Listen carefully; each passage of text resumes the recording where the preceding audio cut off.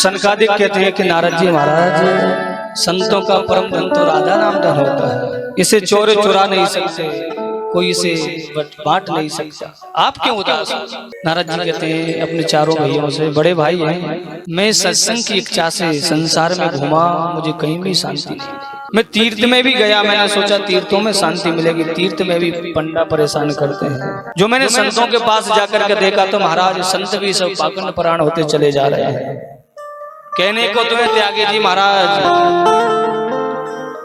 कुछ छूते ही नहीं है और बड़े बड़े महल बना रखे हैं। नाम है मौनी बाबा और आश्रम से बच्चों की आवाज आ रही है।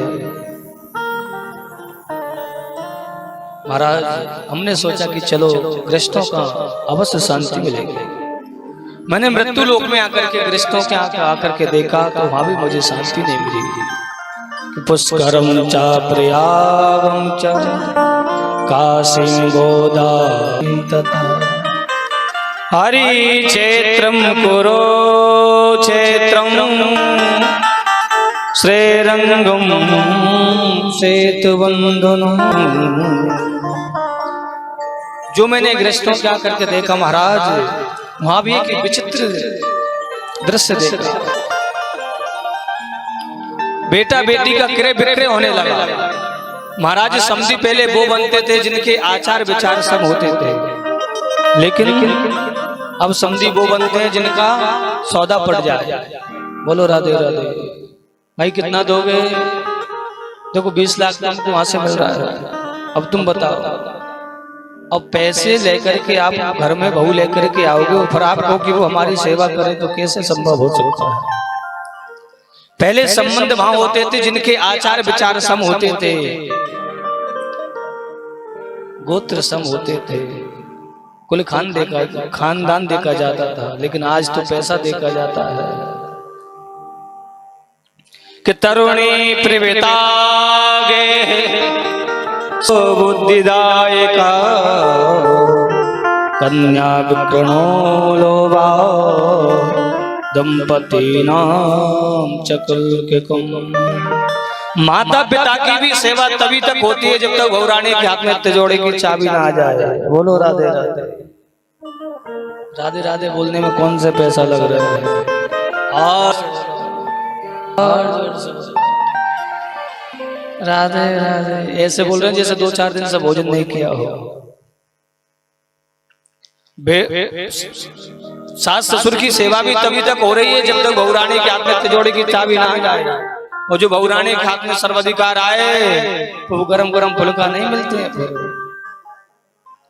या तो एक अलग कमरे में सास ससुर को डाल दिया जाता है माता पिता को, या यदि कोई घर में आयोजन होता है उनसे नहीं पूछा जाता है, ससुराल से साले साहब को बुलाया जाएगा, जो वो आदेश देंगे वो होगा।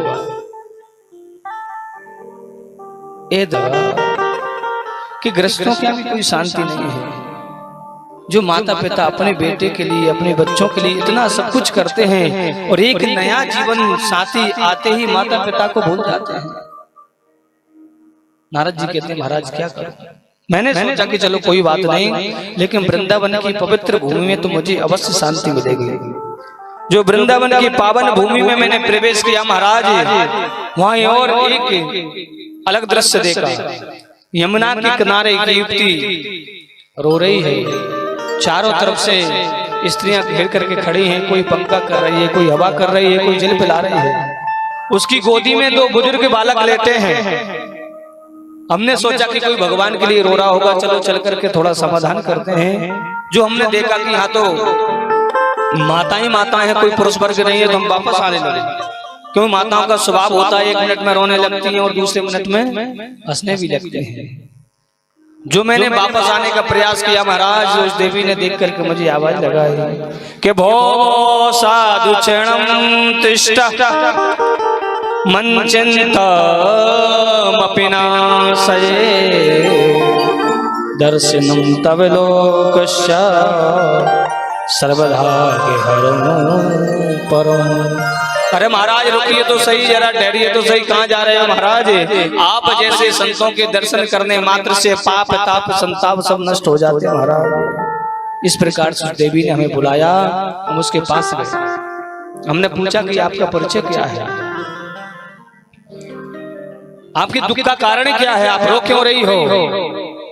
उसने अपनी सारी कहानी सुनाई कि महाराज देखो, मेरा नाम भक्ति महारानी है। आयम भक्ति रीति ख्याता इमो में तनयो मतो ज्ञान वैराग्य मानो काल योगे निजर जरो। मेरा नाम भक्ति महारानी है और जो बुजुर्ग जो आपको दिखाई दे रहे हैं महाराज, ये दोनों मेरे बेटा ज्ञान और वैराग्य है। काले की विडंबना देखिए महाराज, मां नव युवती बनी बेटी और बेटा बुजुर्ग हो गया। महाराज न जाने कितने प्रदेशों में मैं गई, अलग अलग प्रदेशों में मेरा मान सम्मान हुआ, कई जगह मेरा अपमान भी हुआ। जैसे ही मैं वृंदावन की पावन भूमि में आई महाराज, तो मैं तो नवयुवती हो गई, मेरे दोनों बेटे बुजुर्ग हो गए। यदि वृंदावन की पावन भूमि में भी मेरे बच्चों को शांति नहीं मिली महाराज, एकदम स्थानम परित्यज्यम विदेशा गम्यतम मया, मैं विदेश चले जाऊंगा। नारद जी कहते हैं भैया आप ऐसी बात ना करें, क्योंकि वृंदावन की विशेषता तो भक्ति महारानी आपसे है। जब आप ही वृंदावन को छोड़ करके चली जाओगी तो वृंदावन की विशेषता क्या रहेगी। इदं स्थानं परित्यज्य विदेशो गम्यते मया।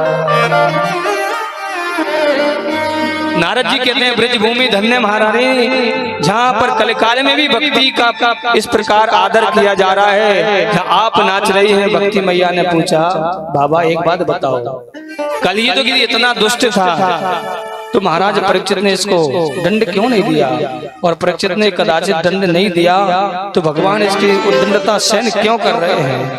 नारद जी कहते हैं भैया कलयुग के अंदर न जाने कितने अवगुण थे, लेकिन परीक्षित महाराज को इसका एक गुण बड़ा प्रिय लगा। वो गुण कौन सा था कि जो द्वापर त्रेता सतयुग में बड़े बड़े यज्ञ अनुष्ठान दान पुण्य करने से जीव को फल प्राप्त होता था, वही कलयुग में केवल नाम जब से ही जीव को प्राप्त हो जाता है। और गोस्वामी तुलसीदास जी महाराज इसी बात का संकेत रामचरितमानस में करते हैं। कलयुग केवल हरि गुण गा, कलयुग केवल हरि गुण गा, कलयुग केवल हरि गुण गा, कलयुग केवल हरि गुण गा, कलयुग केवल हरि गुण गा, गावत नर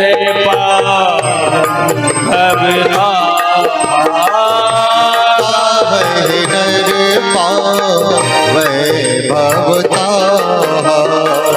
ओ श्री राम जय राम जय जय राम, श्री राम जय राम जय जय राम, श्री राम जय राम जय जय राम, श्री राम जय राम